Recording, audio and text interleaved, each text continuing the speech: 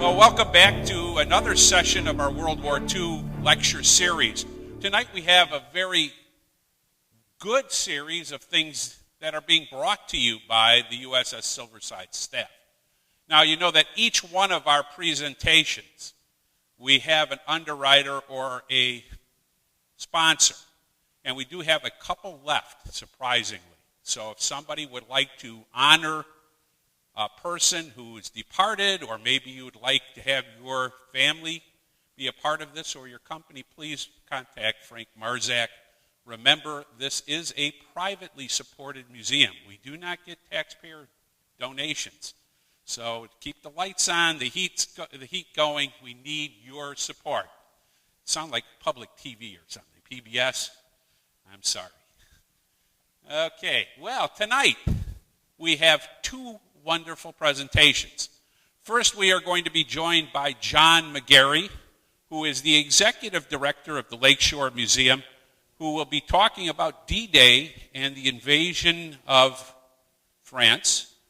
And he'll be talking specifically about one of Muskegon's heroes, Jumping Joe Byerly, who is a hero of two nations. And we're going to be hearing about that. And we are honored tonight to have the siblings of Joe, I'm sorry, not siblings, the children of Joe, present. And that's Ambassador John Byerly. Would you stand, please? Joe Byerly II and Julie Sugars Byerly. And you'll hear more about them a little later. They're going to be having a panel discussion, recollections of their father, which many of you know. Surprising how many people came up and were recounting stories. And, you know, when you grow up in Muskegon, everybody knows Muskegonites, right? It doesn't matter where you go in the world. So that'll be part of our function today. But prior to that, we do need a little analysis, some information to get us to the point of D-Day. We have been talking over the last few sessions about some of the events leading up to the American participation, full-fledged participation in the invasion of France. And one of the things that we cannot keep or take off our plate is this so-called alliance of allies. And I want to kind of bring this to your attention. This is not really an alliance. It's kind of like you're my friend because you're my friend because you hate that other person. So you're, the old story, you're my enemy of my enemy is my friend, right? And I want you to keep that in your mind as we talk tonight about this alliance and what is behind this alliance, because clearly this is not always being orchestrated by the United States or Britain. There's Joe Stalin, who will be out there, who is really pushing heavily for this invasion to take off some of the stress that he's experiencing on the Eastern Front. And as you remember, Dr. Stahill's lecture earlier in the semester where he talked about how much fighting the Russians were involved with the Germans and how much Germany needed to knock out Russia very quickly. And when they failed to do so, and the tide began to turn, it is Soviet lives that are being lost in big proportions. Lots of people dying. And it's an incredible price that the Soviet Union will pay during World War II. And Stalin is concerned that he's not seeing a comparable effort being done by the British and the United States. And in a series of meetings we're going to be discussing here tonight, we're going to be talking about this alliance and how dysfunctional it may have been. Remember that the Soviet Union, up until World War II, is persona non grata. We don't want anything to do with them because they are what? Communist. Don't rub even elbows with them if you can, because it might be what? Contagious. We might catch something, right? So no U.S. president has met with a leader of the Soviet Union from the time of Lenin to Stalin. Well, the Soviet Union after the the Civil War, where the white Russians were fighting the red Russians, was quelled in 1921, there was no meetings. Well, even before that, the United States, France, and other countries, in a vain attempt to try to stop the communist takeover of Russia, remember we sent some forces called the Polar Bears to a place called Archangel. How did that work out? Not good. Didn't work out very well at all. And that's something that will be always in the mind of the Soviet Union, that the United States is no friend of who? Communism. So they're going to always be wary of the United States. No president has made any efforts to meet with the Soviet leaders. And this is going to be a problem going forward. Also remember that our relationships with England, even though we're friends, we are competitive friends. Who is the economic power prior to World War II? It's England. Everything was gauged in terms of economic transactions on the English pound, because England was the largest empire. The old saying, the sun never sets over the English empire. Well, they're the ones we're competing with. So we're going to be looking at this from not only just, well, how do we help them, but maybe our help is going to be a little bit guarded. And I want to kind of plant that seed in your mind. So remember, when the war breaks out, we're on the sidelines. We're not involved in 1939, 1940. Our involvement comes with Pearl Harbor at the end of December 7, 1941. Well, the war is already going into its third year. England in the West, Western Europe, is an island nation under attack by the Germans, gasping for breath. And who do they look to for help? Well, the United States. The only country of large proportions that's not a combatant right now. They're the ones. And this Lend-Lease program, which we'll talk about in 1 second, involves the transfer of munitions, trucks, airplanes, material of war. But the problem is the United States can't sell it to you because we have laws on the books that prohibited the sale to any country, belligerent country, friend or foe. So Roosevelt comes up with this grand idea. He calls it Lend-Lease. I'm not selling it to you. I'm letting you use it. Rent it, so to speak. Well, Robert Taft, Senator Taft, who was a Republican, not always in favor of many of the New Deal programs, he says it's like renting chewing gum. You never expect to get it what? Back. Nor do you want it back, right? So keep that in mind. But here's what Roosevelt's strategy implies. He says, and he's talking about a fire. If your neighbor had a fire, his house was burning, and he didn't have a hose to put out the fire, he would run to your house, and you'd ask for a hose. And he says, neighbor, my garden hose cost me $15. You have to pay me for it. You don't have to pay me for it. I just want my garden hose back after the fire is over. Let's not talk about economics. Let's get your fire out. Well, we'll settle up later. Well, that was kind of somewhat of the naivety that was going to go into this at the beginning, but what we're going to see is it's not so naive. There's an economic factor that is going to come into play here. We're going to let you have this material if you bring us what? For a cash payment? Gold. And they're going to take gold from Britain, later Soviet Union, and other countries in the early parts of the war to pay for these munitions. Well, are these countries able to really come up with large sums of gold when they're in a fight for their life? Not necessarily. So this is, in a way, kind of breaking their economies. And who are we going to break? Not the Soviet Union, but who? Britain. going to weaken Britain so significantly that after the post-war era, Britain will come out of this a much weaker country. Keep our eye on that as well.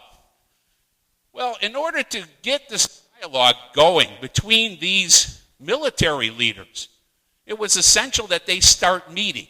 Because remember, Roosevelt has been somewhat hampered. He suffers from polio. He doesn't travel well. And let's be honest, most of what we've been doing in the 1930s has been aimed at domestic issues. He's been dealing with the New Deal. The ball hasn't been necessarily, or the looking out has not been necessarily at Europe, but what foreign policy we've been looking at has been South America, the Caribbean, countries that are in our immediate grasp, so to speak. Not looking at Europe, so to speak, going forward. The first meeting where they're trying to convene the leaders of what we will call the Big Three will come at Casablanca, Morocco in 1941, January. Well, if you look at that picture, you see two free French leaders. De Gaulle is one of them. He's seated between Roosevelt and Churchill. And we will see that who's missing from the picture? Stalin. Well, Stalin has two problems, right? He's fighting for his life. It's his 1943. The outcome of Operation Barbarossa is far from certain. Remember, the Germans are still pushing on Stalingrad. And number two, Joe does not want to leave the Soviet Union because he fears that if he leaves, what's going to happen? You might get deposed. So he says, I'm not coming. Can't go. Well, remember, we have an American president who is disabled, challenged, who has to make this trip. And it isn't like he just takes off from Washington and he can go right across the Atlantic straight on. The route involves him going down on a Catalina boat plane, which was a amphibious plane. It was pretty nice, actually, for the time. But he had to go all the way down to South America, cross over to Africa, and work his way back. 19 hours of flying over 2 days for a man with polio. How tired do you think the American president must have been? Now, that's going to determine future meetings, because if you get tired going 19 hours, how tired will you be going further? And I want you to keep that as part of your mindset, because it's going to become very, very difficult for him going out. And remember that the office of president, as much as we love or hate our presidents, we know it is physically what?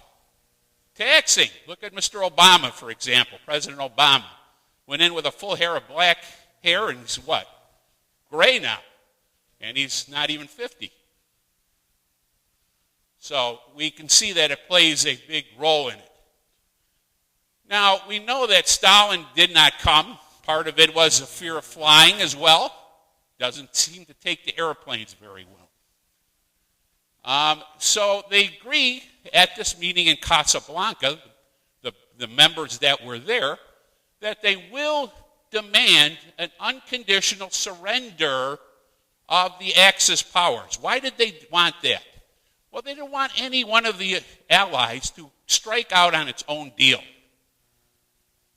If one country decides to make a separate peace, this is going to put a monkey wrench in the whole united effort. So, unconditional. We have to beat the Germans and the Japanese, and we got to make them surrender. And also the Italians, too. Let's not forget them. And they also agree in theory about a cross-channel invasion. Yes, we will come into France. Don't know where it's going to be, but we're committed to this idea. No timetable. Now, going forward, as we begin to see, this is not going to be satisfactory. We know that the Russians will continue to sustain huge losses, but they're going to start turning the corner. They're going to start counterattacking, and they're going to start rolling the Germans back. But it's slow. It's costly. They're doing the majority of the fighting in Europe. In November of 43, a conference was convened. Much discussion as to where it should be. At first, they talked about Baghdad. They talked about Cairo. They talked about a number of different places to keep it somewhat central so President Roosevelt didn't have to fly. Each time, Joseph Stalin said that was not acceptable. It's too far away. I can't make it. I'm under such stress here. You've got to come closer. Well, the compromise was Tehran, Iran. 2 reasons. Iran borders what country? Soviet Union. And it is accessible by what? Rail. By train. So they get a commitment. They meet in the Soviet embassy to have these meetings. Now, we could only imagine.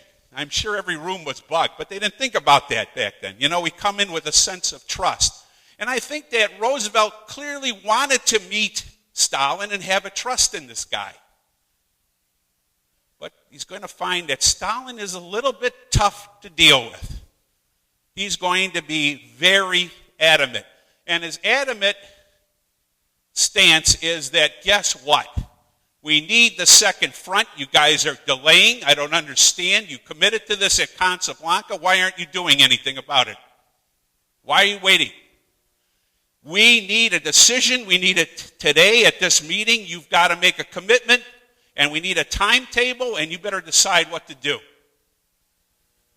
Well, I don't think that both Britain and the United States were prepared right then and there to make that decision, but they were forced into it. They knew the second front was essential. It had to be done. But now they're moving on whose timetable? Stalin's. Stalin's dictating the pace here. And the decision had to be made within a week of that conference concluding. So that meant by the first week of December, they have to make a decision. When is the date? Well, the date is selected based on a variety of factors. And these factors include the following. Just take a look here. First of all, the beachhead has got to be within a 150-mile radius of England. Why? Because you got to have the bombers go out and come back. You can't have them landing on aircraft carriers. We don't have enough of them.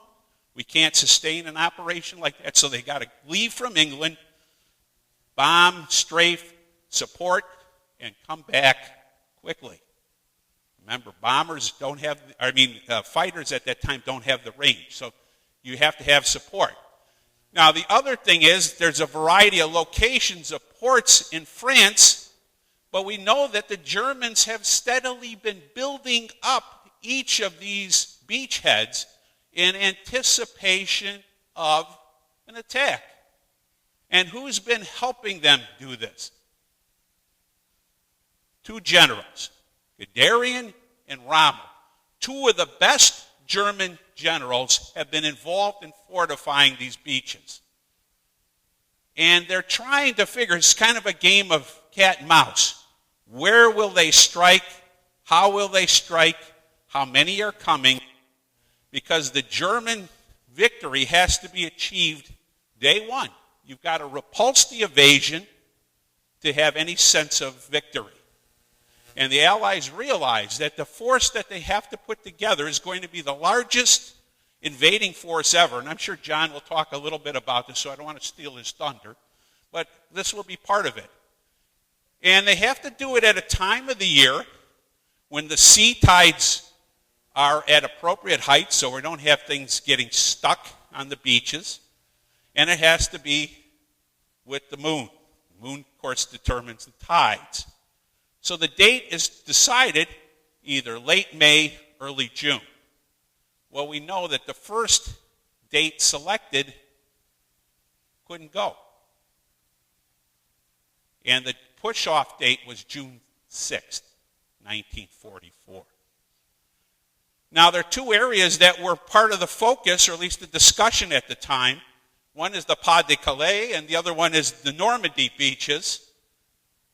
And Normandy was the one that won out. First of all, the Germans had already pre-anticipated that if they used the Pas-de-Calais, they had it very well fortified. And in British minds, they did not want another incident. Early in the war, they attempted an invasion at Dieppe using Canadian troops. And it was a total disaster. The Canadians didn't even do well. They barely got ashore and they were repulsed, and lots of losses, lots of prisoners. It was a debacle. So they're a little skittish.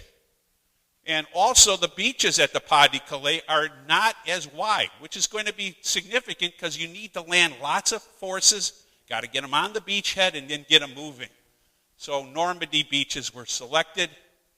And the reason why they're selected, they're also closest to Cherbourg and Le Havre, which are two principal ports that will become essential as this campaign begins to unfold for resupply. And here we go. This is the area we're going to focus on right up in here. That's where we're going to be talking about tonight. Well, I want to introduce my co-host tonight. Many of you know this fine man. His name is Neil Mullally, Judge Neil Mullally, the Honorable Judge Neil Mullally, presiding judge of the probate court of Muskegon. And why I like Neil is because he's a historian. I think he's a frustrated historian in a judge's outfit, because he's written a number of articles in conjunction with his son in a number of magazines, including Archaeology and a number of history magazines, and he always amazes me. He knows things that I haven't even heard about, and that makes a great guy. Well, Neil, he's got a stellar resume. Graduated from Michigan State University, so the Spartans in the house, you can be happy. And if you notice, he went to law school with the Big Blue. So it can't be that bad. He must have a house divided there. Must have to cheer with one pom-pom in each hand when he sees a game. At this time, I want to bring up Neil Mullally, and he's going to introduce our next series of speakers. Come on up, Neil.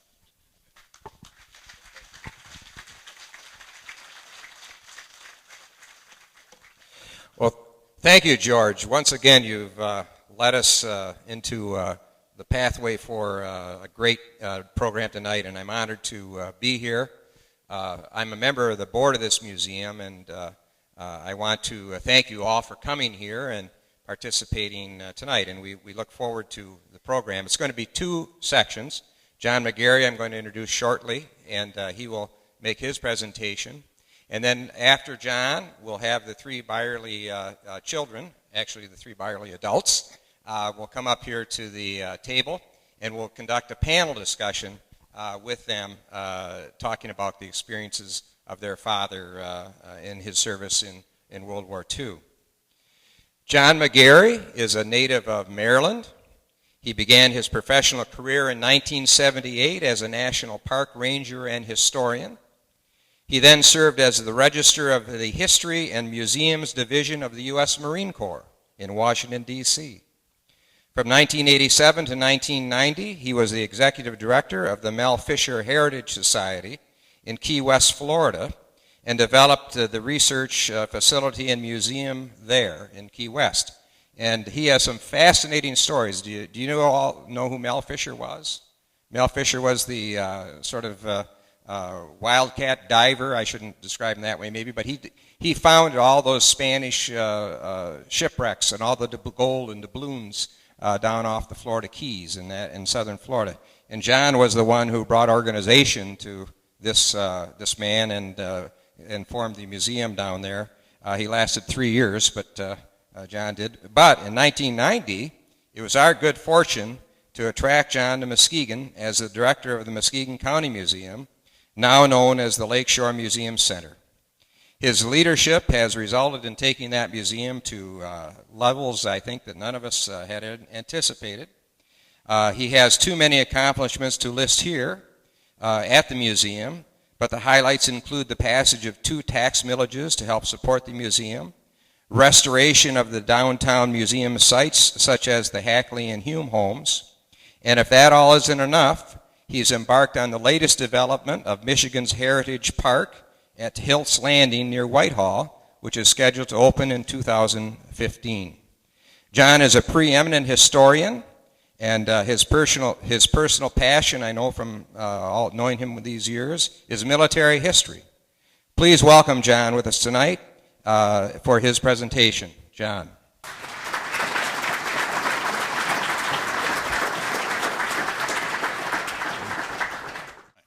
Well, good evening, ladies and gentlemen. I'm truly humbled to have been asked to take part in this series that I know has gone incredibly successfully. So it's really an honor and a privilege for me to be here this evening. And I would also tell you that I'm really impressed at the size of the crowd, that there's this many people that would show up to listen to history rather than sit in a bar somewhere and drink green beer. So being an Irishman myself, I welcome you.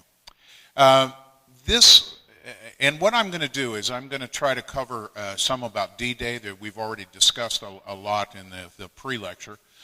So I'm going to skip some of that material from my talk. But I'm going to cover some material that I think is critical to understanding D-Day.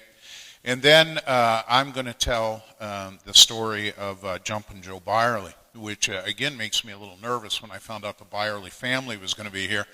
It's kind of like being asked to give a talk about Abraham Lincoln, and then Doris Kearns Goodwin is going to do a question and answer period afterwards. But for me, it's a very personal story. I've gotten to know the family well over the past number of years. And I'm very proud to say that I got to know Joe Byerly well. And I suspect there's many of you here in the audience. How many of you, would you raise your hand if you personally knew Joe? Okay, there's a lot in the crowd. He was very much our hometown hero, but he was also our friend, our neighbor, a person he ate lunch with, the Tuesday lunch bunch. Some of you know of that. For me, my relationship with Joe Byerly began about 18 years ago. At that time, my wife was the manager of the Frauenthal Theater downtown, and the head of the volunteer organization, the Friends of the Frauenthal, was a very dynamic, very powerful woman by the name of Joanne Byerly. And she and my wife were good friends and through that work. And she said that I should meet her husband with my interest in military history. I met Joe on the front steps of the museum. Now, this was a recent picture that was taken. And I, too, agree that we definitely need some green spring. But it looked a lot more like this the evening that I met him.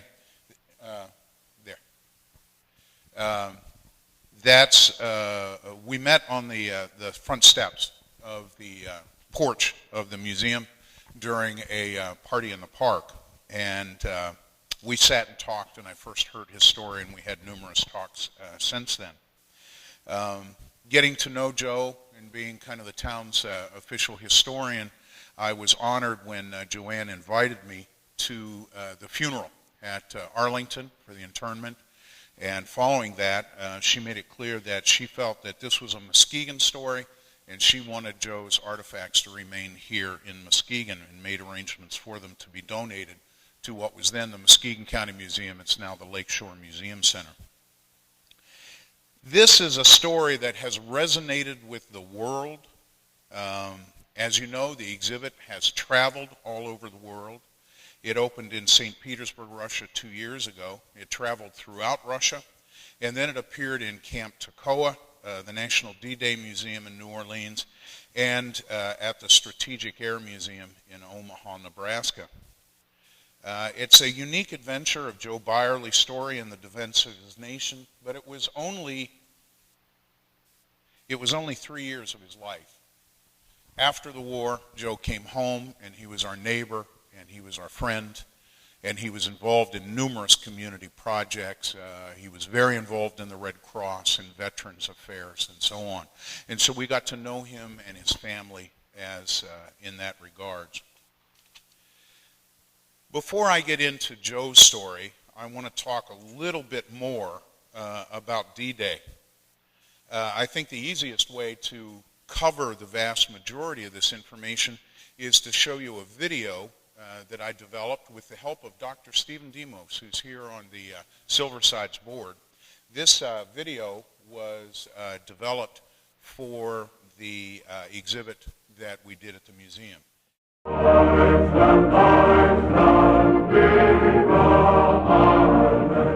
The September 1939 invasion of Poland by German forces would mark the beginning of the Second World War. Within a year, the Nazis were in control of most of the European continent, and with Italy's declaration of war in 1940, the fighting spread to North Africa. 1 year later, the Nazis invaded Russia and laid siege to the cities of Leningrad and Stalingrad. The Eastern Front, as the Russian campaign was known, would become the largest military struggle in history. Historians estimate that between 27 and 30 million Russians would perish in that conflict. Hitler's threat of world domination became very real. By the end of 1941, the German army was the most powerful force mankind had ever encountered. The surprise Japanese attack on Pearl Harbor brought the United States into the fight at a time when its military forces were dramatically under strength. To protect his European conquests, Hitler set out to build an impregnable wall along the coast. Using forced labor and millions of tons of concrete, the Atlantic Wall consisted of a complex system of fortifications and defenses. To carry the war to the Germans, it would be necessary to breach this wall. The United States began a long-term buildup of military forces and the material needed to support them. Industrial cities like Muskegon saw its young men rush off to the recruiting offices, while its factories geared up to produce tanks, planes, landing craft, and naval ships were developed to carry it all to England. By 1944, in association with our allies, all of the necessary pieces were in place to attack the German stranglehold on Europe. The plan was named Operation Overlord, and the day chosen was called D-Day. The plan was to attack the coastline head-on in what would become the largest amphibious invasion in history. With memories of the disastrous losses and failure of the Gallipoli invasion of the First World War, the entire operation was considered to be extremely dangerous. Elaborate schemes were developed to increase the chance for success. The invasion plans were one of the most closely guarded secrets of the war, and several deceptions were developed to confuse the German intelligence of where the attack would land. Another tool developed to ensure the success of the Allied landing was the creation of airborne forces. Just before entry into the war, American military planners had envisioned delivering infantry troops to the battlefield by parachute. This led to the creation of the 82nd and 101st Airborne Divisions. Their job was to land behind the coastline in the hours just before the D-Day landings to seize critical bridges and roads that would be needed to break out of the beachheads. The airborne landings would hopefully also create havoc and confusion behind the German lines, disrupting communications and keep reinforcements from rushing to the defense of the coastline. In the late hours of June 5th, the paratroopers began boarding planes to begin the invasion. Heavily loaded with all the equipment and supplies they would need until they were joined by the infantry from the beaches, they climbed aboard C-47 aircraft. While durable as an aircraft, the C-47 had a lightweight frame and wings that were easily damaged by anti-aircraft fire. Long before the sun rose on D-Day, C-47s carrying the paratroopers crossed the English Channel. Flying in tight formations, they encountered heavy flak from anti-aircraft fire, with many of them becoming damaged or shot down. In the darkness, with little navigational direction, and flying at low altitudes, many of the pilots were unable to find their objectives and were forced to drop their paratroopers over a wide region, many of them in the wrong place. In the confusion of the drops, many of the paratroopers became separated and found themselves all alone once they had landed on the ground in enemy-occupied France. Up all day and evening of June 5th, having flown for 90 minutes from England, Joe Byerly's plane began to run the gauntlet of flight. Given the command to stand up, hook up, he stepped to the door, and when the red light turned to green, jumped out into the darkness. Landing on the roof of a church in the small village of Saint-Cont-du-Mont, he rolled to the ground. Like hundreds of thousands of Allied soldiers that terrible morning, Joe Byerly had arrived in the killing fields of Normandy. I think it's critically important to understand, because all of us remember America as the victor at the end of World War II, but we need to go back to 1941 as America's coming into the war. And it cannot be overstated that the German army at that time was the strongest, best trained, best equipped military force that had ever been on the face of the earth. They had the wonderful equipment. They were combat veterans. They were well trained. They had more divisions than anybody all put together. And they had literally conquered the face of Europe and were working on conquering Russia. Now, the one handicap they did have, and that's why I chose this photograph, a lot of people are unaware of the fact, because we hear so much about the term blitzkrieg, which was a brilliant military strategy, but about 60% of the Nazi forces were horse-drawn, and this would become a major problem for them later on in the war. But they were such a powerful force that I think that gets overlooked. So Hitler's threat of world domination became very, very real. Now, in 1941, America is brought into the war with the attack on Pearl Harbor. We're now fighting a two-front war, and we actually start out in the Pacific, and I'm sure you've discussed that in these courses, but as was discussed in the lecture just a few minutes ago, there was pressure from Russia to open a second front, and if the Allies were going to take the war to Germany, we had to break through that Atlantic Wall. Now, that Atlantic Wall was being built up as an impregnable fortress. All of the ports, all of the major entryways had been hardened. The Dieppe raid, as was discussed earlier, had been a failure. And we're also, I think it's very important to understand that Churchill, as our ally, was incredibly afraid about the invasion. He had been the Lord of the Admiralty during the First World War and had been involved in the Gallipoli campaign, where the British forces, primarily Irish Australians, had attacked on a beachhead at Gallipoli. They were never able to get off the beach, and the Turks literally massacred them. It was one of the largest disasters of the First World War. And Churchill was scared to death, which is one of the reasons that he kept pushing off the D-Day date amongst the Allies. The other thing that's critically important was that in 1941, the United States Army was so small, we had so little material in reserve, that it would take 3 years to get the troops recruited, to get them trained, to get them working as divisions and regiments and so on, and, just as importantly, to create the war material to support them. The tanks, the ships, the guns. And that's where Muskegon, as the arsenal of democracy, comes into play, because it was, by and large, the foundries that were right here in our town that were producing the gray iron materials that would be needed by the United States and all of the Allies.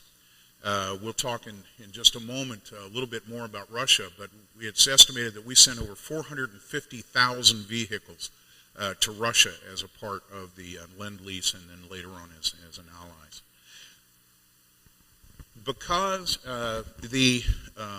As I say, it was all hardened. A lot of this was built with conscript labor or by people that had been sentenced to concentration camps. But the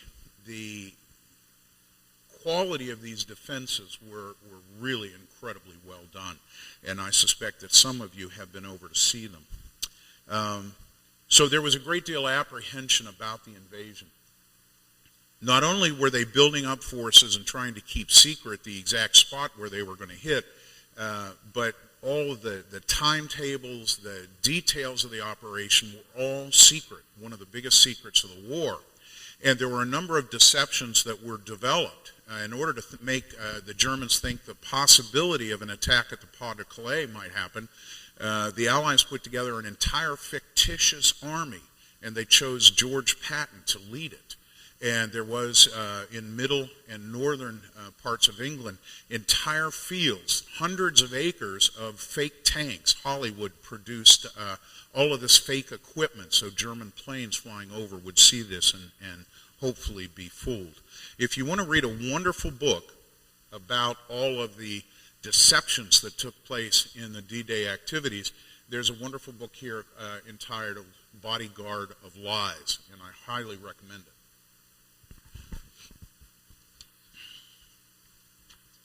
But finally, the day would arrive. On D-Day, actually June 5th, it was held off a day because of bad weather, and they thought they would get a break. I'm sure you all have seen the movie and know that story. But the decision was made to attack on the morning of June 6th, so the largest armada that the world had ever seen was to take off. The idea was to hit the beaches. Can everybody see if I point on here like this? Can you see out in the wings? All right. This is a map of the Vierville-Saumur cut that was carried by a friend of mine's uncle on the morning of D-Day when they hit at Vierville. This is part of the Omaha Beach, and these maps were done up for all the sectors that the Allies landed on. There's still many of them that have survived. In the northern part, or would be the northwestern part of the beaches, they had a long, slow slope to go up to the dunes, and when the English and the Canadians landed, they didn't run into a whole lot of opposition. I'm not saying it was a cakewalk, but it wasn't near as difficult as what the Americans ran into.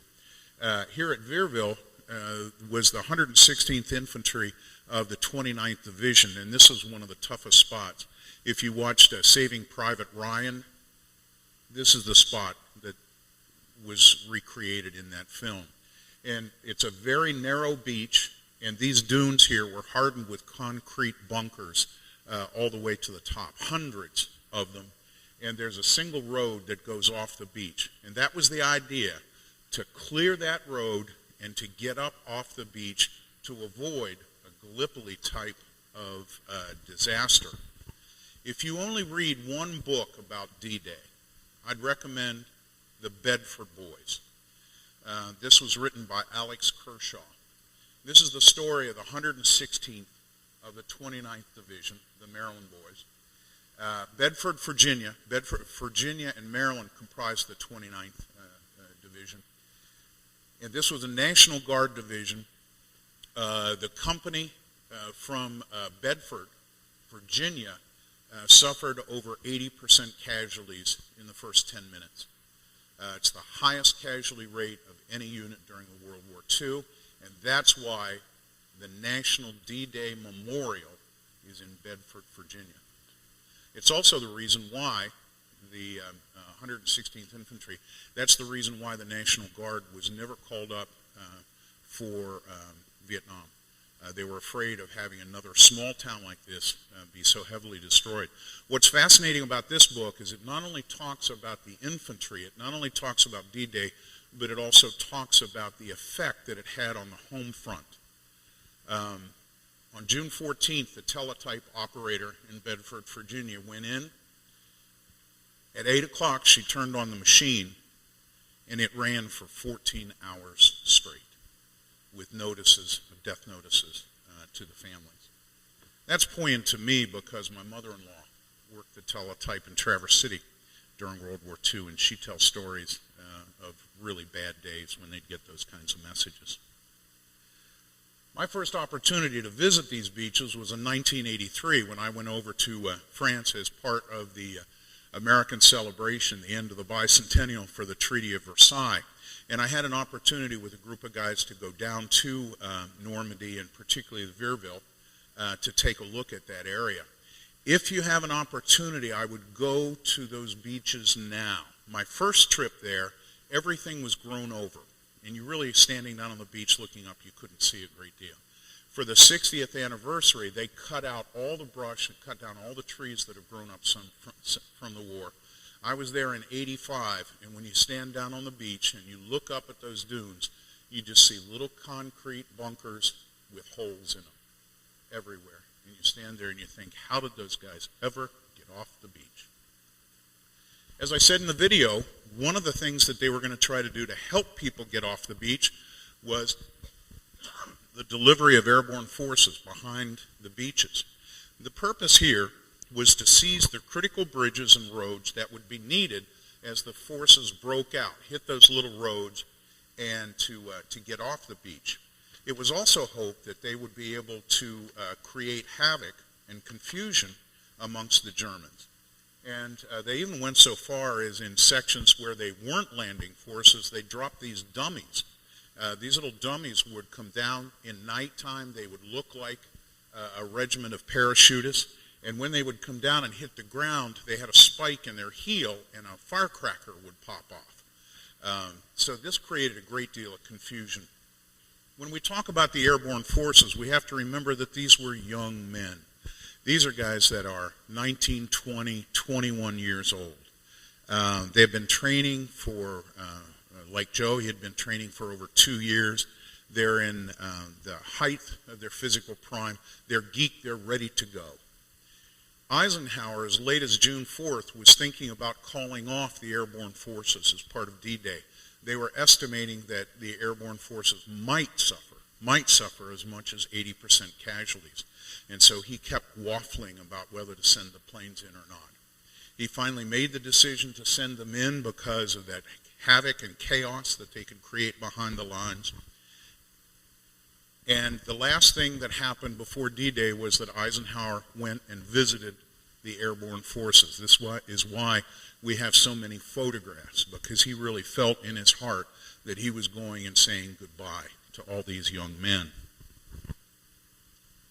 Now, the airborne forces had a special uniform for D-Day. This was a semi-canvas kind of cotton twill jacket, very durable, and it was full of pockets. Because remember, these guys are going to get dropped into enemy territory, and they're expecting that it could take 3 to 5, maybe 7 days before the forces can get off the beach and hook up with them. So they have to carry with them everything they're going to need for that period of time. All the food, all the ammunition, all the equipment, everything they need, they're carrying with them in backpacks and pockets. And many of the uniforms, the soldiers actually modified themselves by adding pockets on top of pockets. This is an original uniform that we had on display as part of the exhibit, and you can see why the Germans referred to them as the devils in baggy pants. Once again, young men, full of youth, vim, and vigor. On the night before the invasion, somebody got the idea to start shaving heads into Indian warlocks, into scalp locks. It was just youthful vigor, but it freaked the Germans out. In German prisons, not the concentration camps, but in German prisons, the most hardcore criminals had their heads shaved. And so when these guys started being seen throughout the countryside with these bizarre haircuts, the German military thought that America had emptied out its worst murderers, rapists, and so on to ravage the land side. They also got the idea to paint their faces with war paint. Again, 20-year-old guys. The night before the biggest battle or the biggest event of their lives to date. So they're doing all kinds of stuff like this. And then finally, when the planes took off, they were on the C-47s.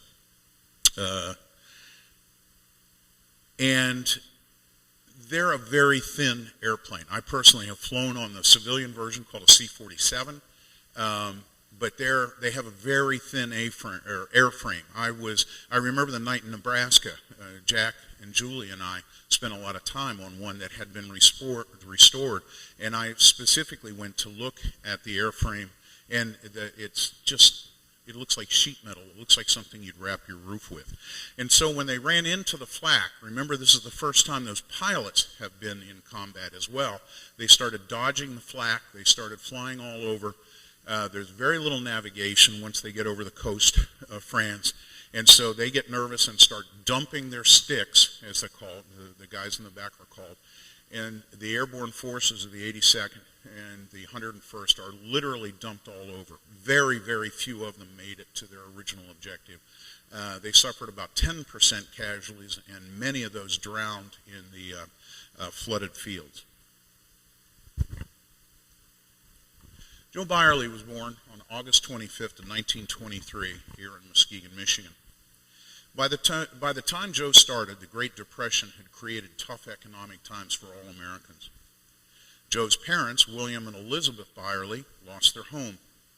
Joe's older brothers left school and went to work for the Civilian Conservation Corps. His father's goal was to have at least one member of the family graduate from high school. This is St. Joe's Church, was right downtown and had a school attached. And that task of graduating from high school fell to Joe Byerly. Joe was very tall and lanky. He was an excellent athlete, and he lettered in numerous sports. As a matter of fact, in his senior year, the University of Notre Dame offered a scholarship for running a 5-minute mile. His strength and physical ability were important attributes in surviving the challenges to come. Joe graduated from high school in June of 1942. He turned down the scholarship from Notre Dame, and he enlisted in the United States Army. At that time of enlistment, if you joined the paratroops, if you volunteered for the paratroops, you earned another $50 a month. That was a very strong incentive. So he volunteered, and he was inducted into the Army on September the 17th, 1942. Remember that date, September 17th. He was sent to Camp Toccoa, Georgia, where he became a part of the elite 506th Parachute Infantry Regiment, PIR, of the 101st Airborne Division. They became known as the Screaming Eagles. After 5 successful jumps, a paratrooper earned the right to wear his wings, paratroop wings. He was also authorized leave to visit his home, usually for the last time before being sent overseas. Joe told the story of, on being home on that furlough, a woman in downtown Muskegon saw his wings and thought he was a pilot. She asked him, "How many flights have you made?" To which he responded, 11 takeoffs, ma'am, but no landings. At Camp Toccoa, Joe endured grueling physical training, which included daily runs up the Currahee Mountain. Currahee became the battle cry of the division. And the 101st did not yell Geronimo when they jumped out of an airplane. They yelled Currahee. The idea of airborne troops was a new concept to the military. Every piece of equipment, tactic, training method, and system had to be invented and tested. Joe Byerly would become an expert paratrooper and contributed further by developing a new means of making a parachute landing. Like many other Americans, Joe made a long C-6 trip to England on a troop transport ship, the HMS Samaria. He arrived in England on September 17, 1943, 1 year after he had joined the Army. He had just turned 20 years old. He became a radio operator.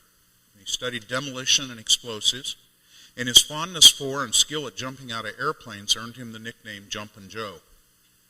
His skill at jumping was noticed by the officers of his unit, so he was sent on secret missions. He actually jumped into France a number of times before D-Day to deliver gold to the French underground. He would later be picked up and brought back. These secret jumps were done for the Office of Strategic Services, the OSS, which is the predecessor of the CIA. These are photographs of his training in England. Now, just before D-Day, again, they were fearful about what's going to happen to these airborne troops. The paratroopers were issued a small cloth American flag and told to sew it onto their uniform. This was the flag that Joe had in his scrapbook. And I believe, and I want to confirm with the family, I believe this is the only thing that he carried all the way through the war. Yeah, yeah.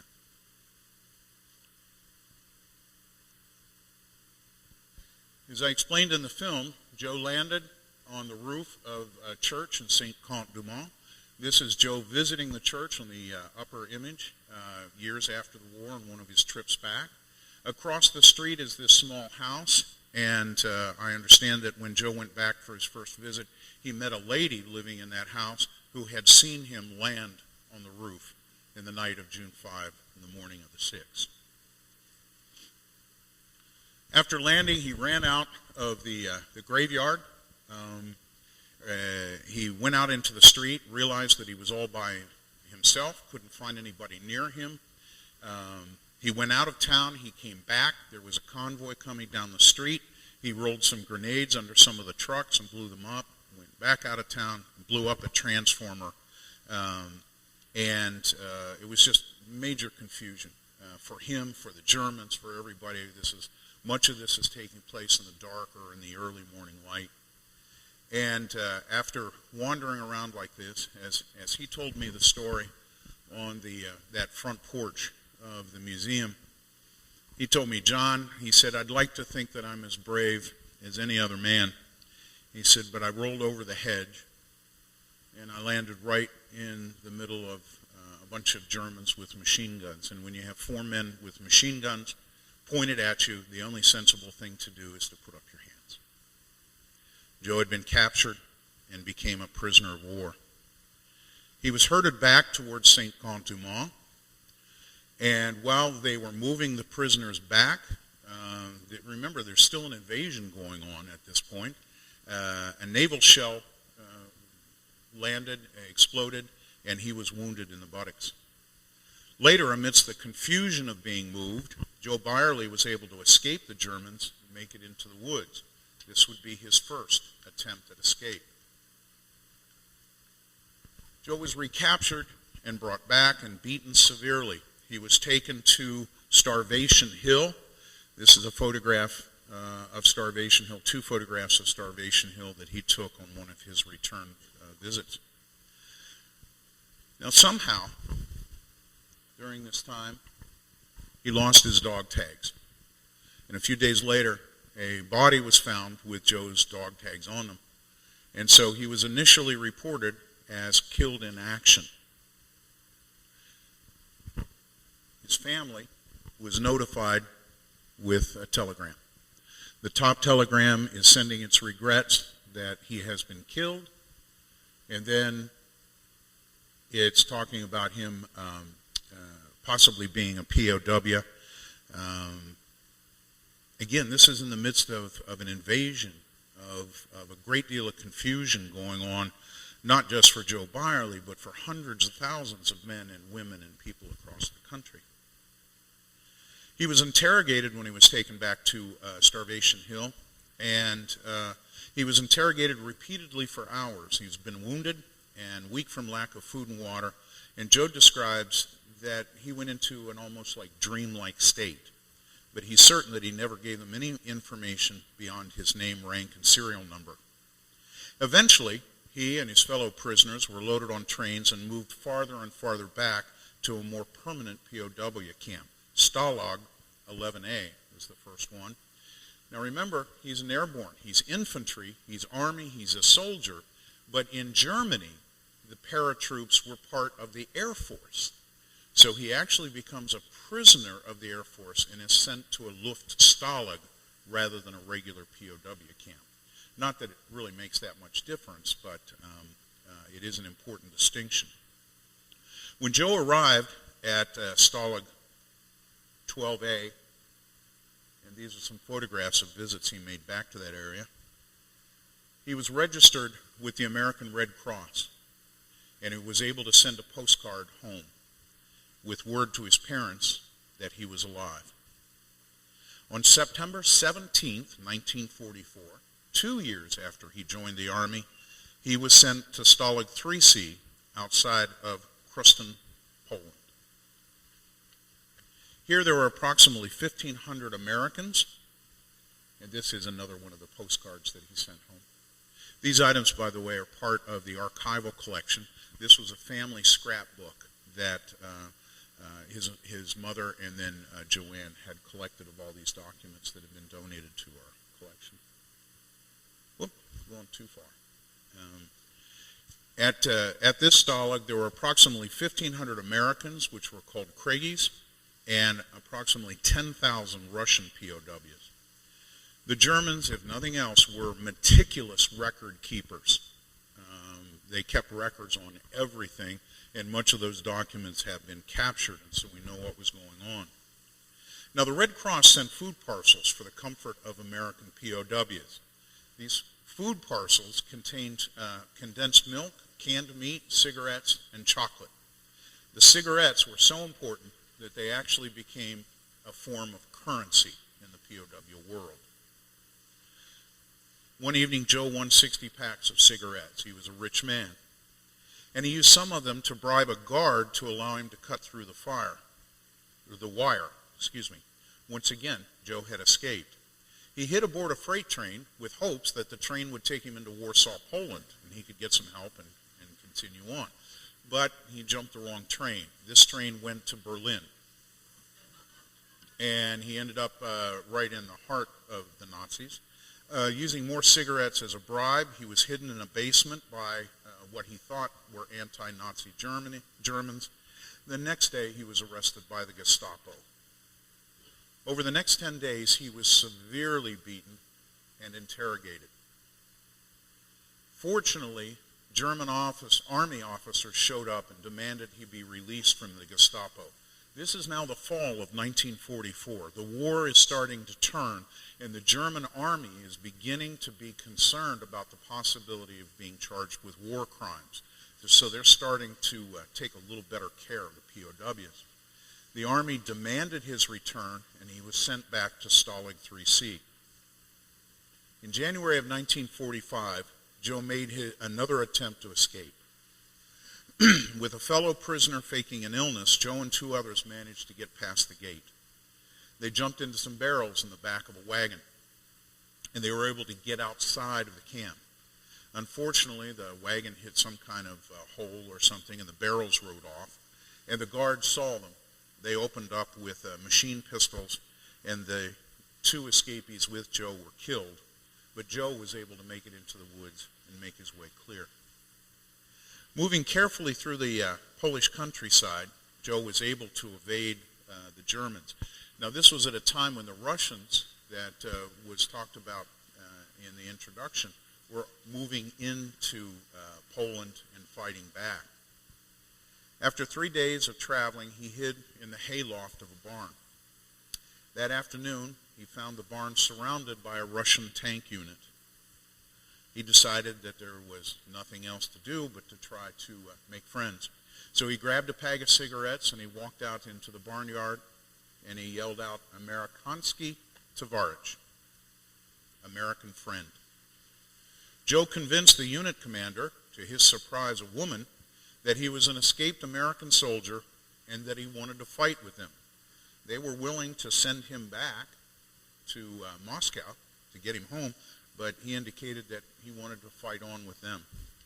So they gave him a Russian-made machine gun, such as this one, and allowed him to join the Union. As a result, Joe Byerly became one of the very few soldiers that we know that saw combat in a formal way with both the American and the Soviet armed forces during World War II. Moving west, the Russian tank unit began the push of the Nazis back towards Berlin. They captured the POW camp where Joe had been held. With his demolitions knowledge, Joe was asked to open the safe in the commandant's office. And it's a little faint here, but the card that's on the top here is, in my mind, one of the coolest artifacts I have come across in 40 years of curating military artifacts. When Joe went into the commandant's office, he blew the safe, and he had the forethought to go through the files, and he pulled his own Nazi POW ID card. And that's it. Continually moving, the Russian tank unit pushed the Nazis back towards Berlin. They were riding on Sherman tanks that had been a part of the Lend-Lease program. This is the CWC plant here in Muskegon, where a lot of those tank treads were produced. Many of the Sherman tank engines were produced at Continental, and I'd love to know more about the specifics of the tank that he was riding in, but I think there is almost no doubt that a majority of the components that Joe and the Russians fought in, the tank they fought in, had a large part of it made right here in Muskegon. Now, over the next few weeks, Joe and the Russians met fierce resistance. The column was attacked by a German Stuka dive bomber, and he was wounded again. He woke up days later in a Red Army field hospital. Now, as I said in the film, it's estimated that 27 million citizens of the Soviet Union died during the war. Hitler's goal was to eliminate wide regions of Slavic people to provide space for Germany to expand.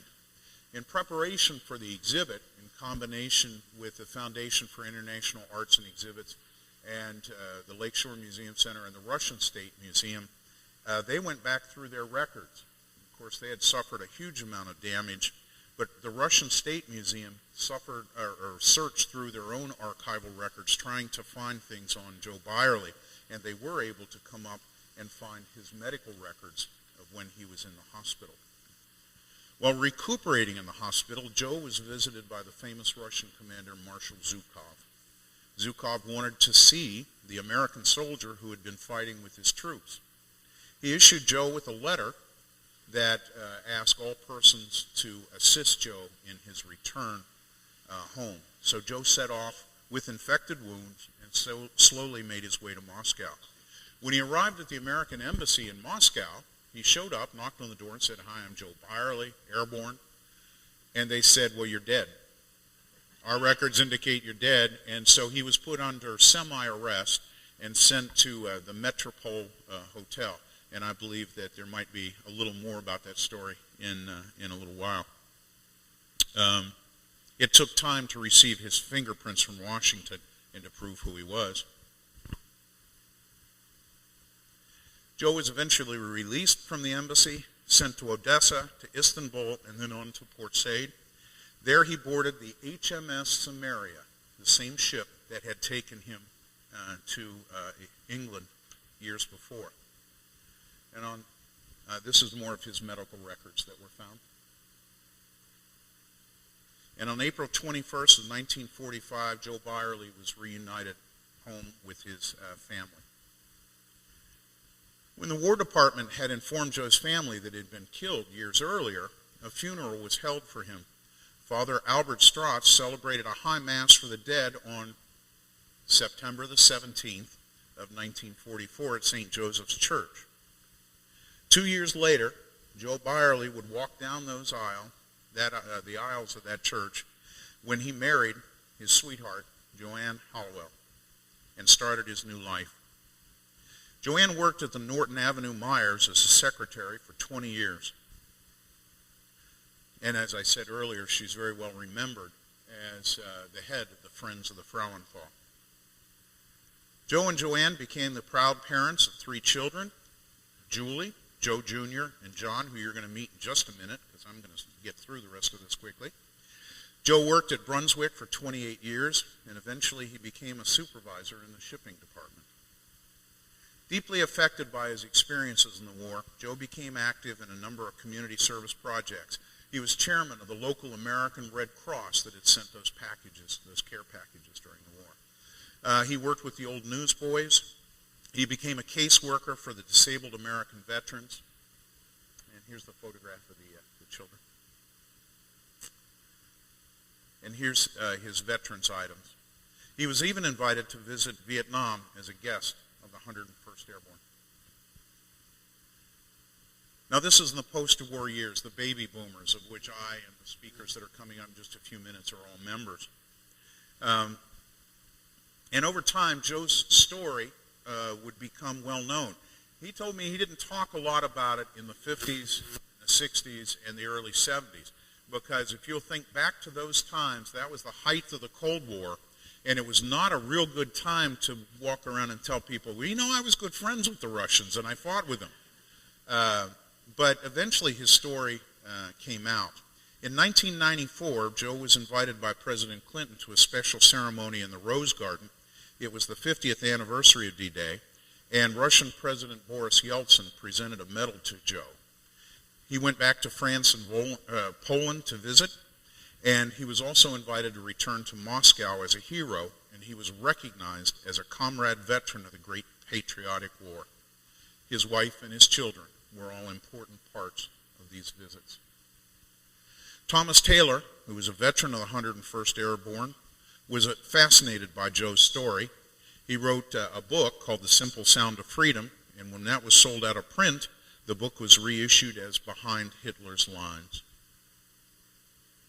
On December 12th of 2004, while visiting Toccoa, Georgia, where he had trained 62 years earlier, Joe Byerly passed away.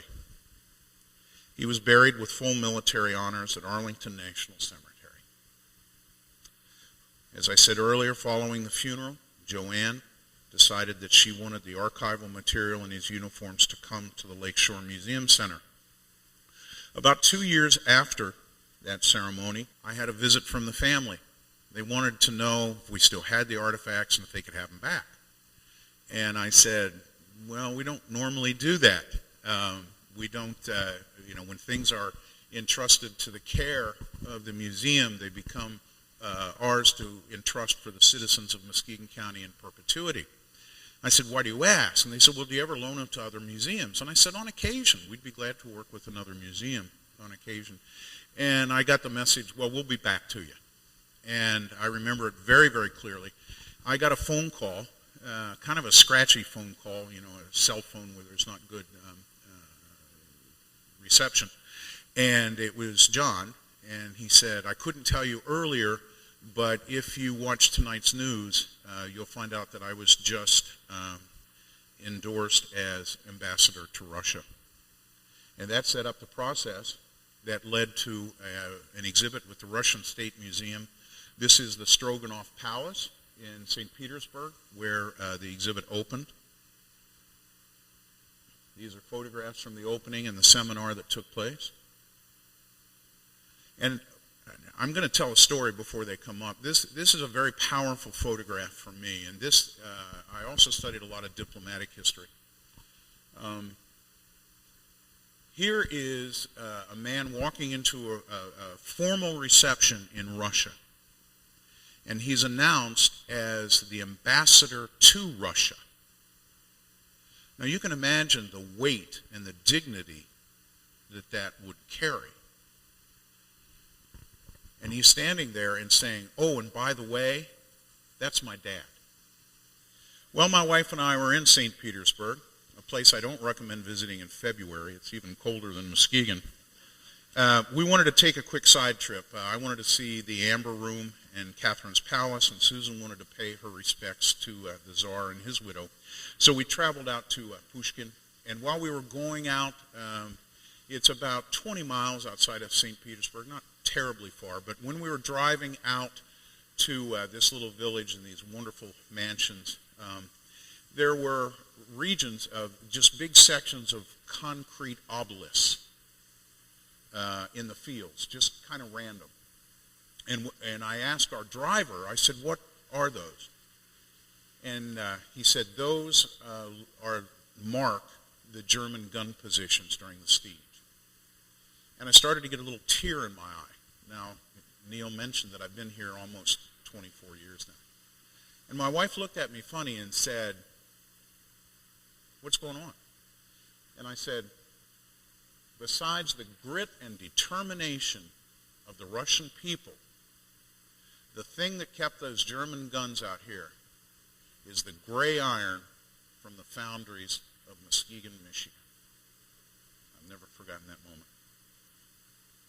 Here we are at St. Catherine's Palace. This is the exhibit in Nebraska, and we bring it back home.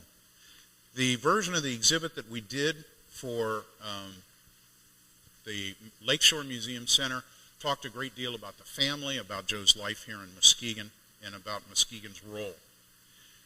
The exhibit was pretty much laid out on a series of panels.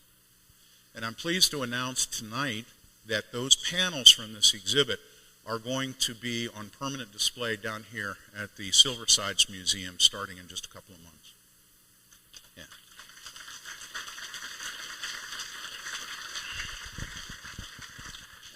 This is an important story. It's an international story. It's one that's traveled all around the world. And it is a part of the heritage of the community that you and I call home. Thank you.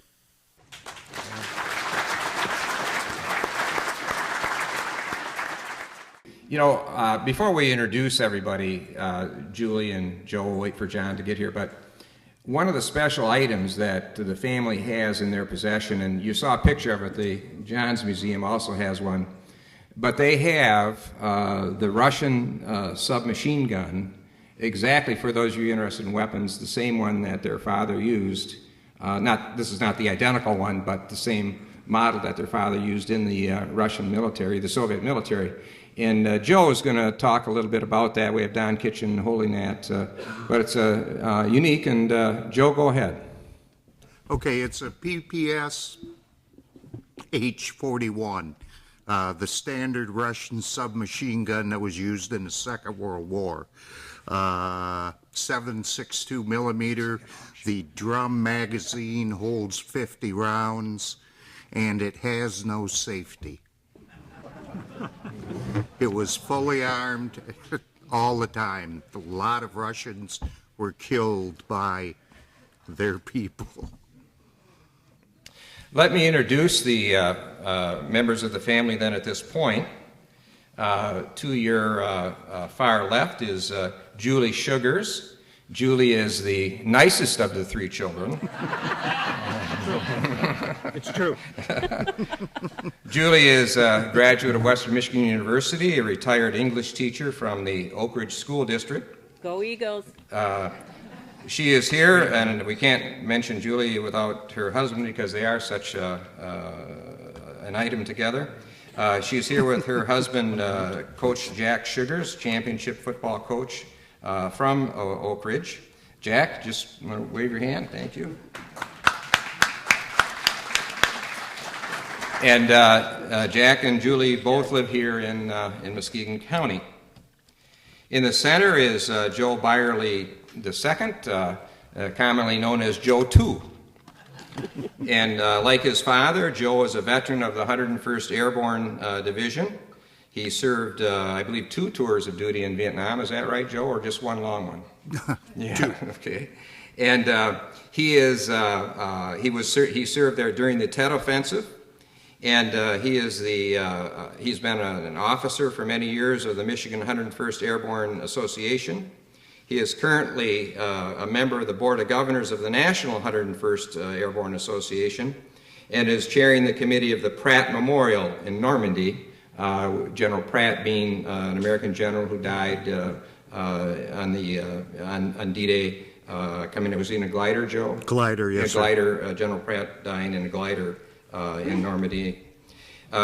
Joe is a retired manufacturing representative and lives in Howell, Michigan with his wife, Kathy.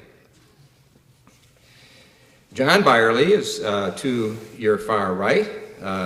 John is a graduate of Grand Valley University, and he joined the State Department in 1993. He served in several positions in Central and Eastern Europe, including the Soviet Union, and then later Russia.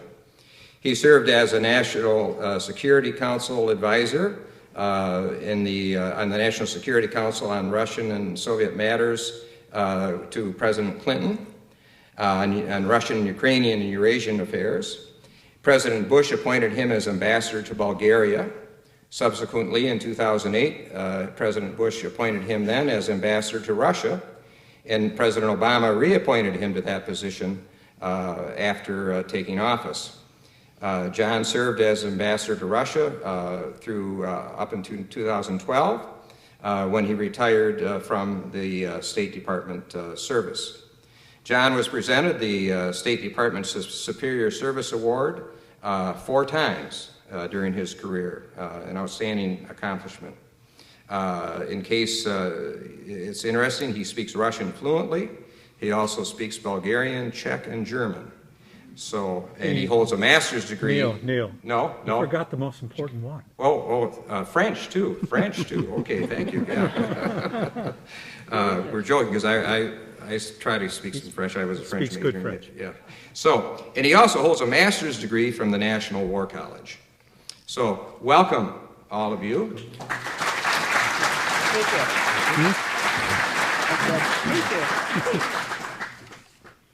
George asked me to prepare some sort of icebreaker questions for the family, and I'm going to do that, but you all also hopefully have an opportunity to ask some questions. And they've seen these in advance, so they aren't being blindsided totally. Julie, as the oldest child, how did you first become aware of your father's World War II experiences, and what was your reaction when you learned about his history?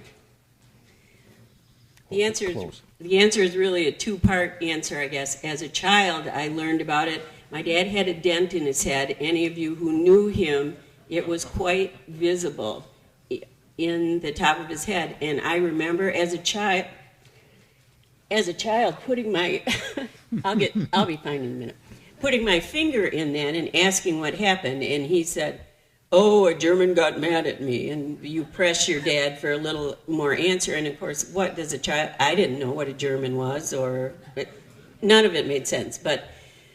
And he said, he asked my name, and I said I was Joe Hambone from Chicago. And he hit me with the butt of his rifle.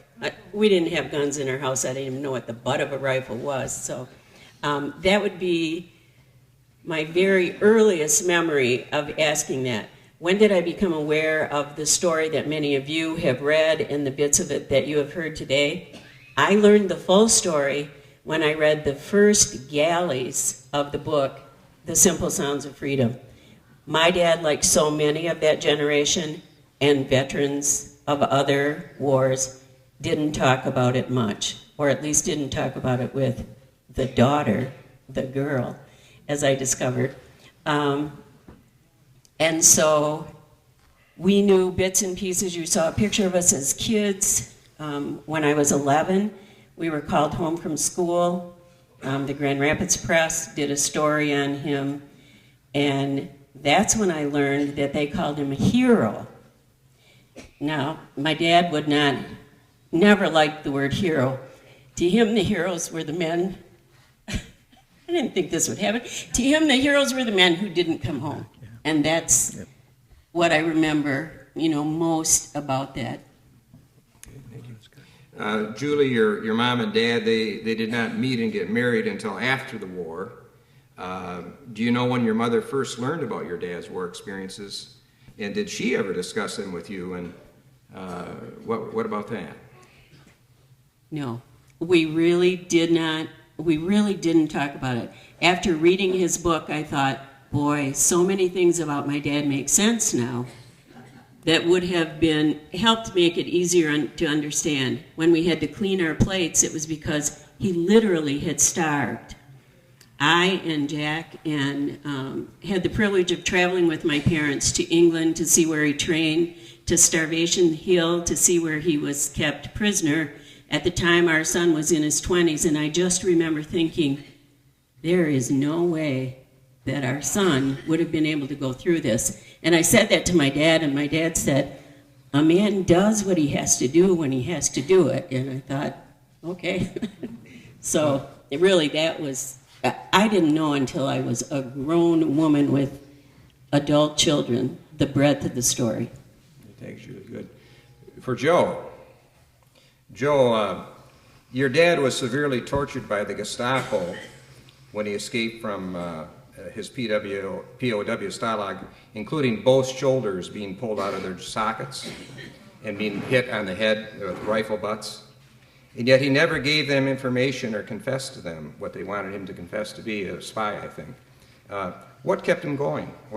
How do you think he did that? We talked about that. When he left for the Army, his mother said, "You do nothing to cause disrespect to our family." And he felt that if he gave any information or didn't try to escape, he was showing disrespect to the family. He was not a worthy person, so that's why he continued to do what he did.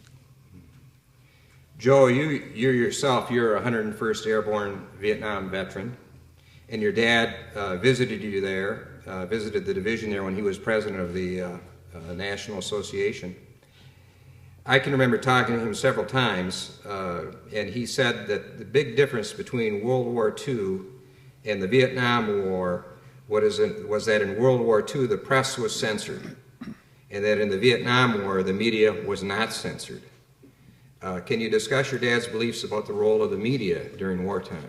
Well, he was very true. Back in World War II, the media was American media. They were there to report the American side of the war. They were not above issuing false information in their stories to cause the enemy to believe something that wasn't true. Somewhere along the lines, the media has changed, and they do not support the Americans anymore. They're there to report the news as they see it. And whether it's true or not, it's a sad subject for me. All right, John. You traveled with your dad in Eastern Europe and Russia, retracing his steps there from his escape as a POW to his service in the Soviet Army. Did your dad ever discuss with you the merits between the operations methods of the American Army and the Soviet Army, with the American command structure leaving more discretion to ground commanders and the Soviet command system being more highly centralized? Well, the thing I remember about my dad's comment or his observations about having fought with the Russians was his surprise. His surprise that the Russians didn't fight at night. And I remember saying to him at one point, well, most armies don't fight at night. My father's experience in training was it was all at night. He jumped into Normandy the night before D-Day. Much of their training was at night because they knew that they were going to be running around in the dark, and they had to get used to that. So he actually ended up fighting longer with the Soviet army than he did with the Americans. He was in combat in Normandy for less than 2 days, I think. Well, 3 days. 3 days. He fought with the Russians after he made his last escape from the prison camp. We think around between 10 and 15 days. We're not exactly sure of the number. But he didn't really comment too much on the tactics of war, and of course, at that level, it's very hard to tell how much input the generals are having into what your daily movements are as a soldier. But he very much appreciated the fact that when he was completely defenseless after he escaped from the prison camp, and when Easton linked up with the Russians, that they took him in and actually gave him that weapon that you saw.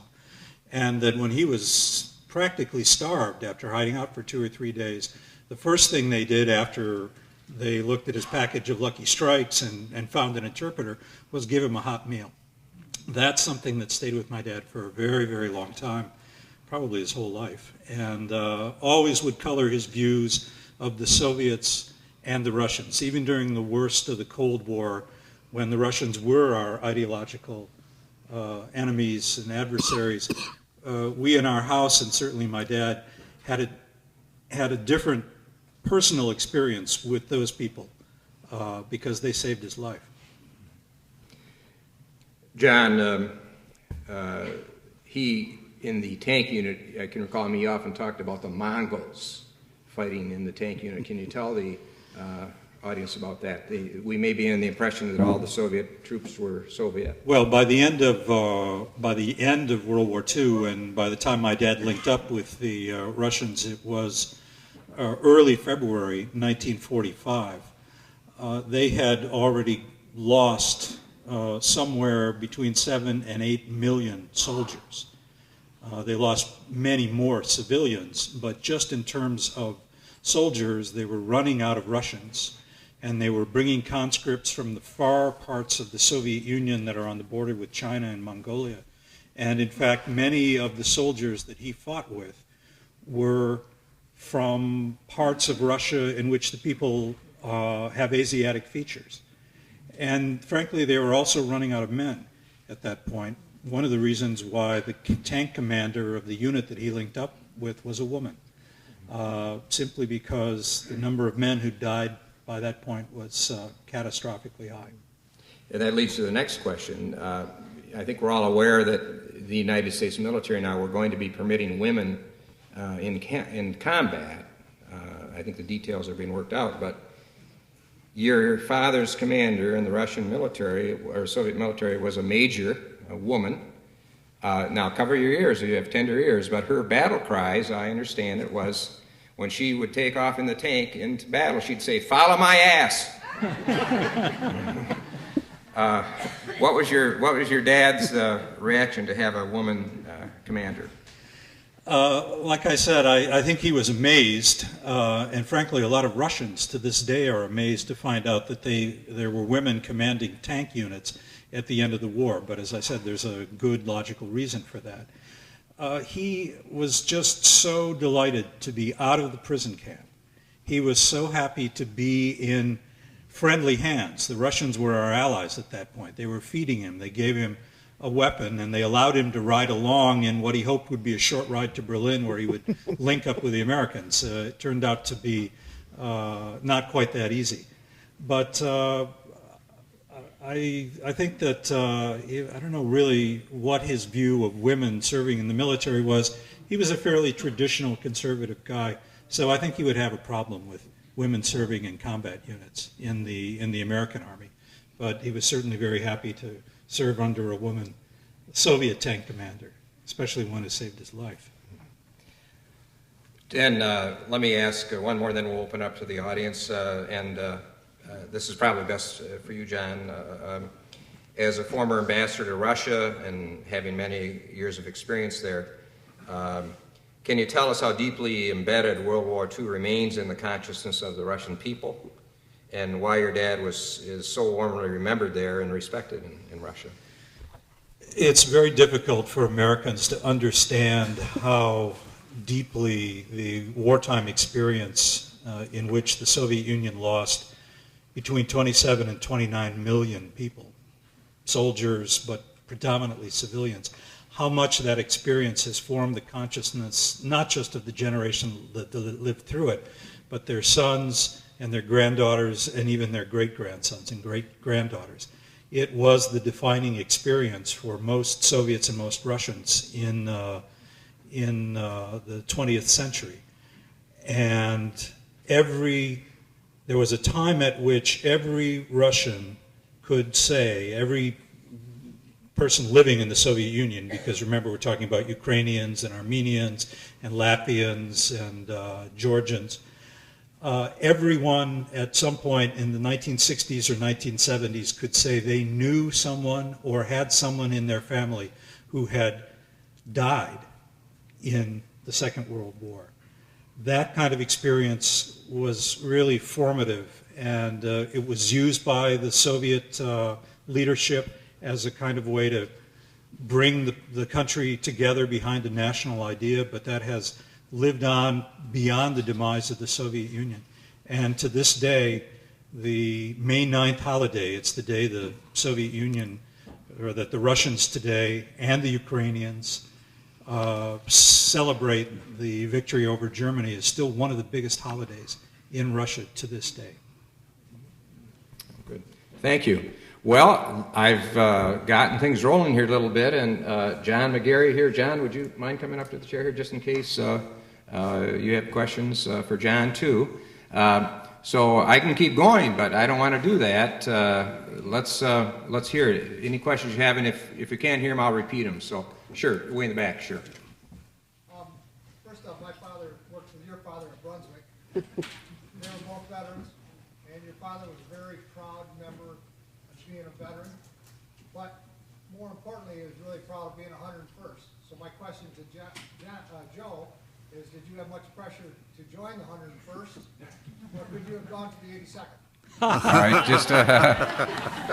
the question is, Joe, did you have much pressure on you to join the 101st Airborne instead of the 82nd? Joe. It was always expected I was going into the 101st. I was taken for granted. You have to remember my lullabies were Blood Upon the Risers. Yeah, John, or Joe, you want to use the microphone? Yeah. Sorry. Yeah, go ahead, sure.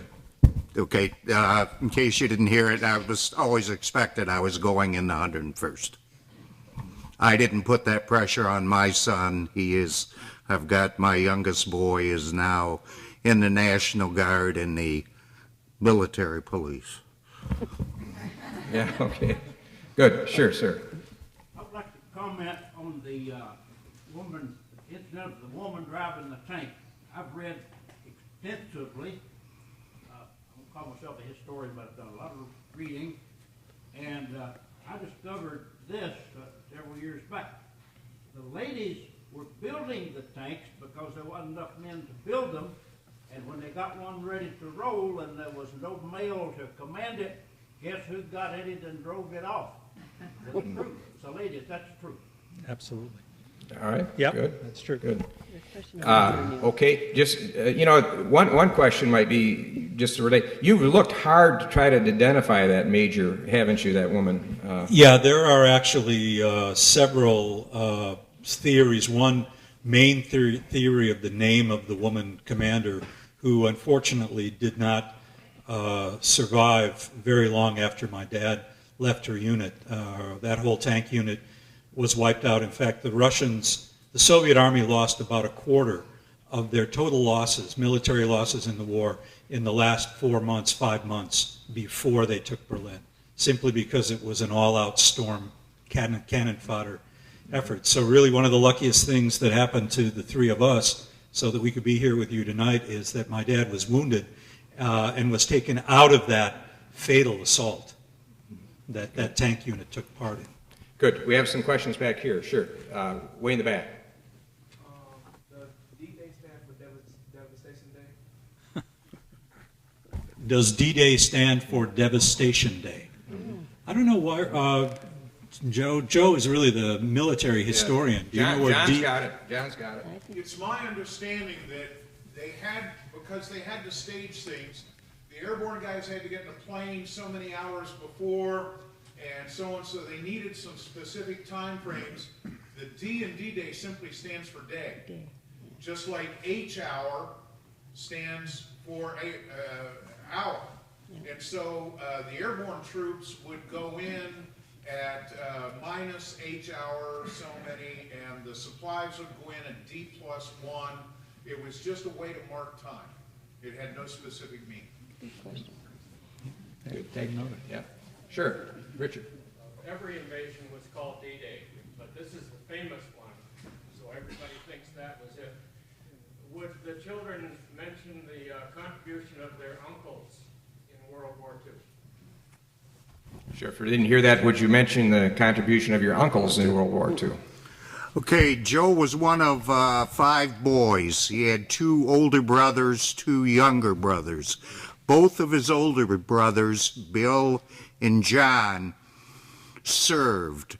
Bill was in the Army Air Corps in England as a grounds crewman working on the bombers.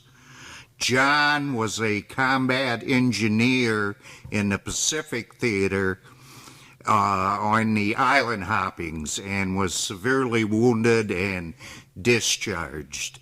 Joe's 2 younger brothers, Richard and Bob, were both too young to have served in the Second World War.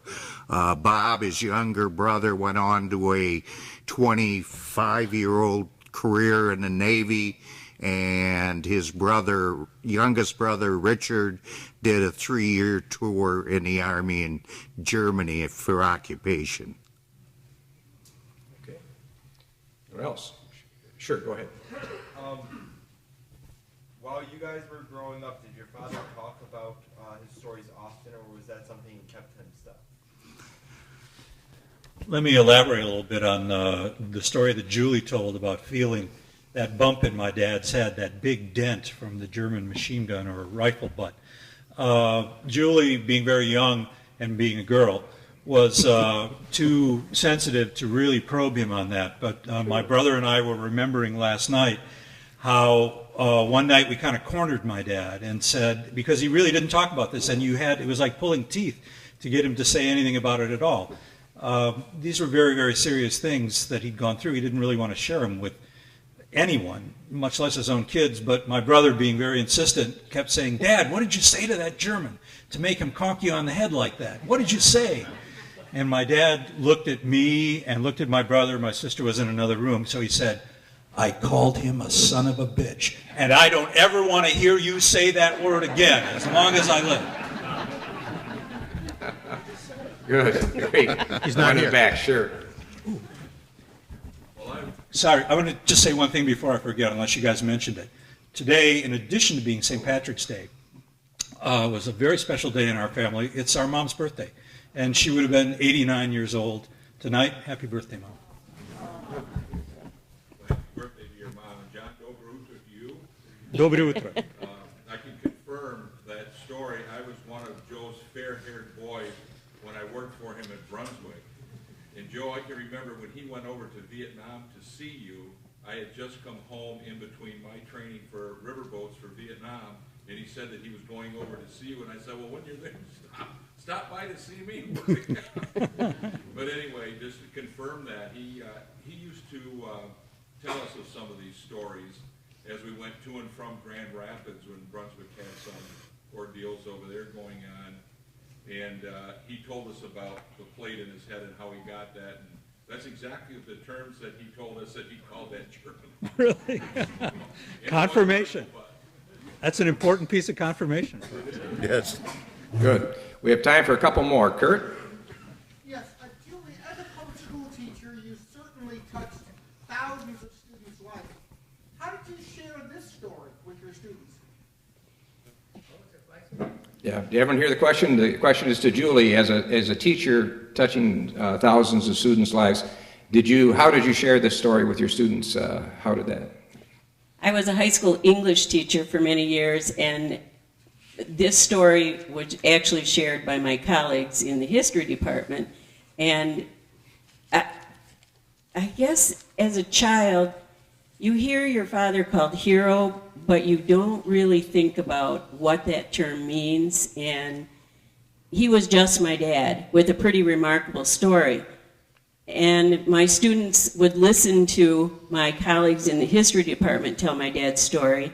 And my dad visited their classrooms and spoke with their students before he passed away, and indeed with many students across the country, in various parts of the country.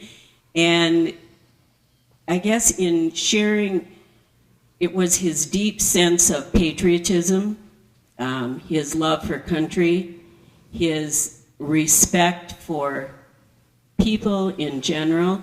When my brother used the term son of a bitch, my dad rarely cursed in our house, and we didn't hear much of that language, so to hear that is very interesting. And I guess if I passed anything along to my students, it was his sense of patriotism and love of country and respect for the country, whether you agreed with the president or not, whether you agreed with what was going on, you still respected that office. You respected the efforts that people were making to keep this nation what he had fought to keep it. And I believe one of his favorite activities was visiting schools. Yes. He loved to visit classrooms and schools. Sure. Yeah. Sure. Got time for one or two more. Okay. Mine's more current. It's a current issue that's in the news now. Being the ambassador to Russia and being historians, there are some who have tried to tie in some of the moves that Russia has made in the Ukraine as similar moves to what we saw in the 1940s about Germany coming in. You having this wonderful background with the people in Russia, how do you see this? Well, you know, enlighten us on that. Also. Well, the question was a current affairs question, looking at the latest Russian moves in Ukraine and in Crimea. Is there some relation between that and what the Germans did to start World War II, which has been cited by some people? I think some of the reasons, frankly, that the Russians have given for what they see as their need to move into Ukraine are as trumped up as some of the reasons that the Nazis gave for moving into Czechoslovakia, the Sudetenland, at the start or before the Second World War. But I think really the analogy sort of ends at that point, because the Russian aim in going into Crimea, I would argue, is nowhere as vast and demented, frankly, as Hitler's aim in trying to take over all of Europe. That's a short answer to a very complicated issue, but I'll just leave it at that. Okay, sure, go ahead. Did your father hold any animosity towards the German people? The question was, did their father hold any animosity toward the German people? He's got a great story. I went back with my father to Normandy in 1994 for the 50th anniversary. And we'd been at the American Cemetery in Colville, and we were driving back, and my father was a great one for giving directions. Turn here as you pass the street, you know, that type of thing. So we're going through, and all of a sudden he says to me, "Stop the car." And with my father, when I questioned him, I wouldn't call him Dad, I'd call him Joe. And I said, "What?" And he said, "Stop the car." And I said, "What are you going to do, Joe?"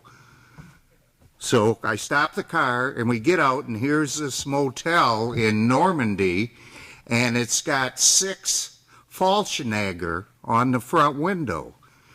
How many of you know what a Fallschläger is? Fallschirmjäger.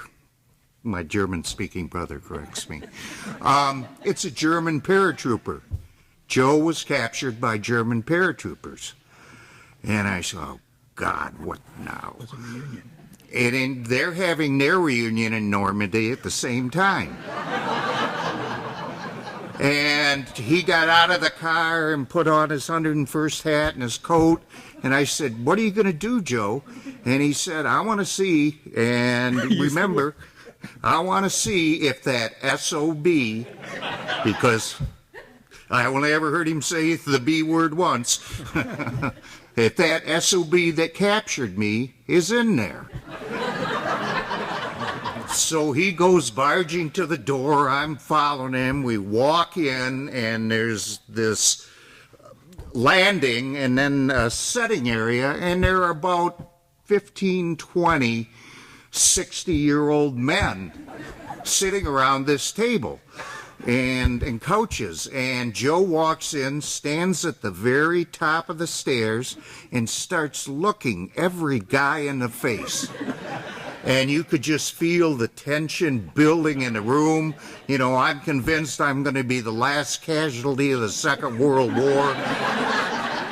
And we're sitting there, and he looks at the last guy, and he turns to me and says, "He's not here, let's go."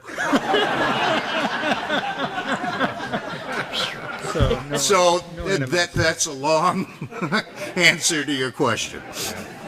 Okay.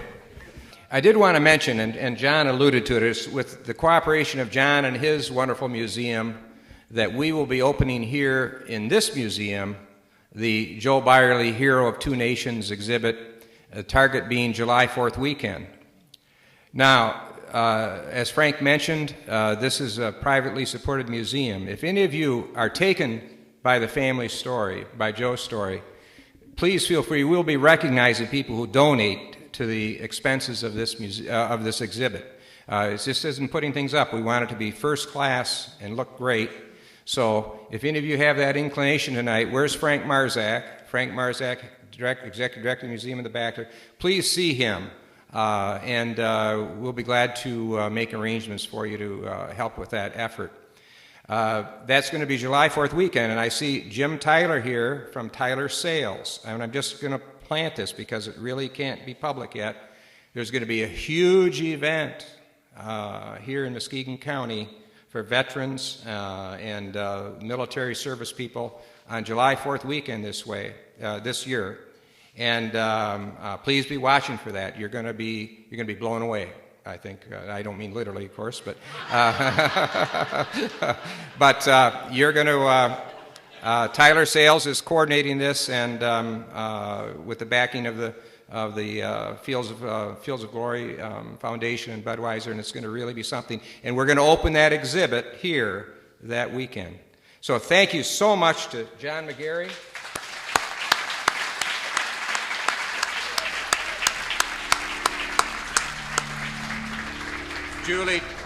Julie, Joe, and John, and we'll all be here after the session. Thank you.